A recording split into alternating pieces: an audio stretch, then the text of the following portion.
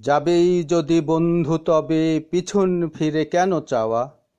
পিছু টানে ফেরা যদি তবে কেন যেতে চাওয়া? চকিতে চাওয়া ভুলে যাওয়া এ আবার কেমন খেলা?